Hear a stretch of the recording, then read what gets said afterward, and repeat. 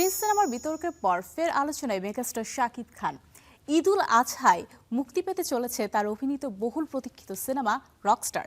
তাণ্ডবের পর রকস্টার সিনেমায় আবারও জুটি হয়েছেন শাকিব খান ও সাবিলা নূর। বিষয়টি নিশ্চিত করেছেন সিনেমার পরিচালক আজমান রুশো।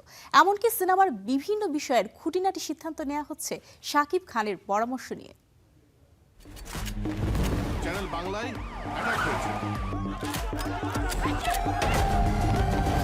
এখন থেকে এটা হলো একটা জেলখানা আর আমি হলাম জেলার। ঢালিউড সুপারস্টার শাকিব খানের ক্যারিয়ারে যোগ হচ্ছে নতুন এক পালক। তাণ্ডব সিনেমার অভাবনীয় সাফল্যের পর আবারও পর্দায় ফিরছে শাকিব খান ও সাবিলা নূর জুটি।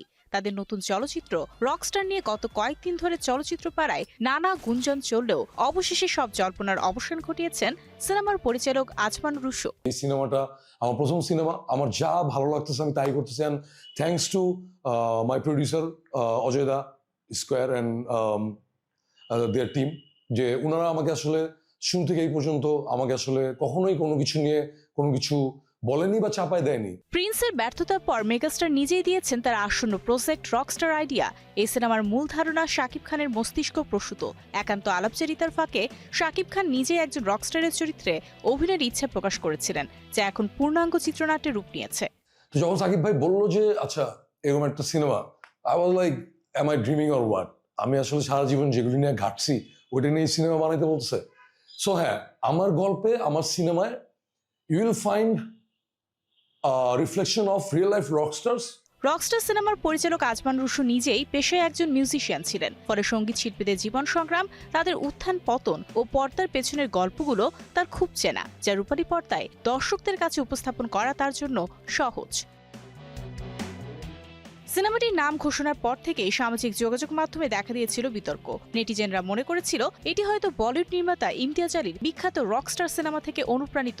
এমন গুঞ্জনকে পুরোপুরি ভিত্তিহীন বলে উড়িয়ে দিয়েছেন নির্মাতা। 2011-এ বলিউডে ইমতিয়াজ আলী রকস্টার নামে একটা সিনেমা বানাইছেন, যেটা আমার খুবই পছন্দের একটা সিনেমা। বাট ওই রকস্টার ছাড়াও হোল ওয়ার্ল্ডে রকস্টার ভিলেজ, রকস্টার কিড, এরকম আরো লটস অফ সিনেমা হয়েছে অলরেডি। সারা দুনিয়াতে এরকম 22 থেকে 23টা সিনেমা আছে রকস্টার নামে। আমাদের সিনেমাটার নাম রকস্টার।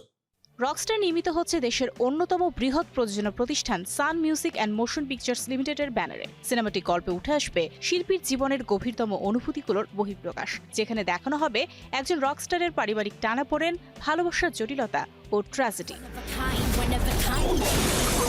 ভক্তদের মনে প্রশ্ন, প্রিন্সের ব্যর্থতা কাটিয়ে শাকিব খান তার আসন্ন সিনেমা রকস্টারের মাধ্যমে প্রেক্ষাগৃহে নতুন রেকর্ড করতে পারবেন কি?